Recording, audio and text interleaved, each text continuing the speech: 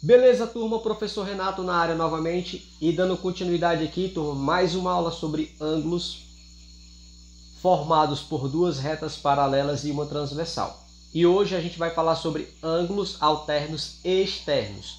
Se você não assistiu a aula sobre ângulos alternos internos, eu vou deixar o card aqui para vocês assistam a aula e depois vem para cá. Ou pode assistir essa aula e depois assiste o ângulos internos, alternos internos. Tudo bem? Então, turma, novamente, rapidamente relembrando para você. Que assunto é este? Ângulos formados por duas retas paralelas, que eu chamei de reta S e R, e uma transversal, que a gente chamou de T. E como eu já falei em outras aulas, essa classificação, ela já diz muita coisa sobre o formato do ângulo, ou seja, alternos, porque eles vão estar de lados alternos. Olha só, se você olhar para a transversal, você só vai enxergar um ângulo desse lado. Cadê o outro? O outro ele está do outro lado. Então eles são ângulos alternos. Externo, porque agora se você destacar as paralelas, ó o teste do lápis. Você não está vendo o ângulo na região interna. Aqui, região interna das paralelas.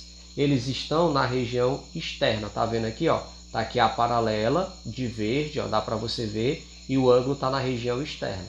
Lá em cima tá aqui a paralela R e o ângulo está na região externa. Todos os ângulos formados por retas paralelas e uma transversal, eles têm uma relação. E qual é a relação dos ângulos alternos externos? Eles são congruentes. Aqui a gente chamou de ângulo X e chamamos de ângulo Y. Qual é a relação que existe entre esses dois ângulos? Eles são congruentes. Esse símbolo aqui que você está vendo, ele é de congruência. Então a gente lê o ângulo X, ele é congruente ao ângulo Y. Baseado nessa informação, você olha para o desenho e já está sendo informado aqui para a gente que o ângulo X mede 100 graus. Aqui está.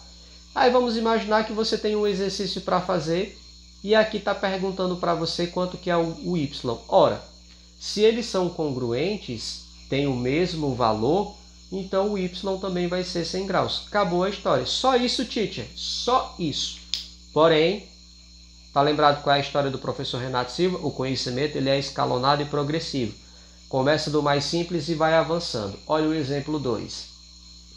Aqui nós também temos duas retas paralelas, a reta R e a reta S, e nós temos uma transversal e temos ângulos alternos externos, certo? Só que agora não dá para a gente chegar aqui e dizer quanto que mede o ângulo P, que é o que a gente está chamando esse ângulo aqui, e o ângulo Q, porque eles estão equacionados, 2x mais 50, x mais 80.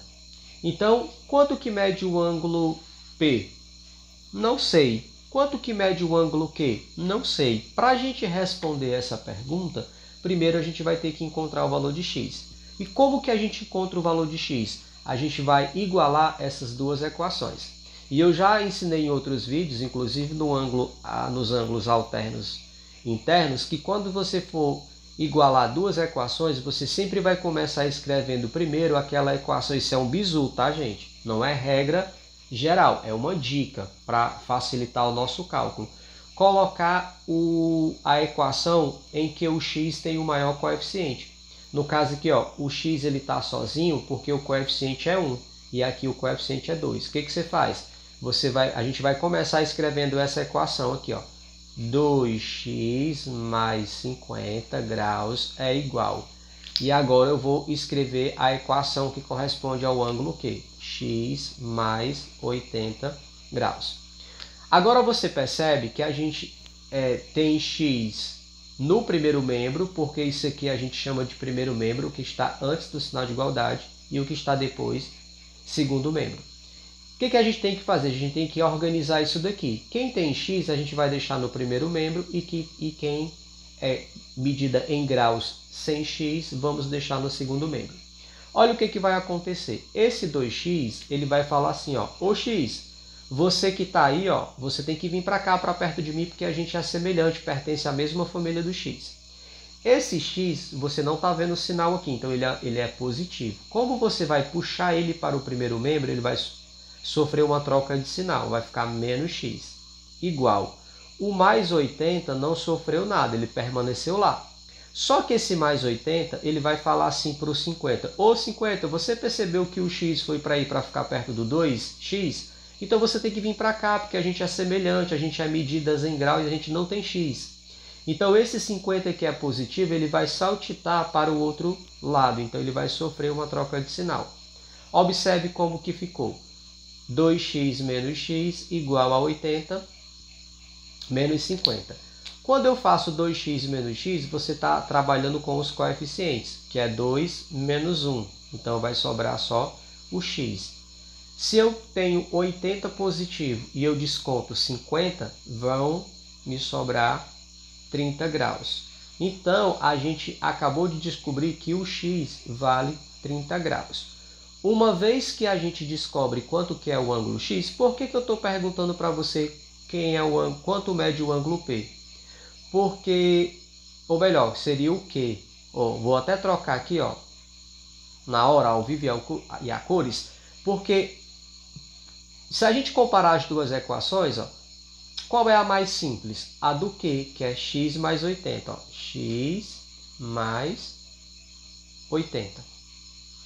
Só que a gente acabou de descobrir quanto é que vale o x. É 30 mais 80. Então, o ângulo Q mede 110 graus. Se a gente já acabou de descobrir que o ângulo Q mede 110 graus, a gente não precisa resolver essa equação, porque eu sei que esse ângulo também vai medir 110 porque eles são congruentes. Show, turma! Morreu Maria Praia e seu Antônio ficou viúvo. Então, olha só, não conseguiu compreender? Dá pausa no vídeo, volta, assiste novamente. Curtiu a aula? Compartilhe com outras pessoas porque o conhecimento liberta. Então, liberte-se. Um abraço do professor Renato Silva. Não esqueça se você ainda não é inscrito, inscreva-se no canal do professor. Ative o sininho das notificações porque toda semana teremos vídeos novos. Um abraço do professor Renato Silva e até a próxima aula.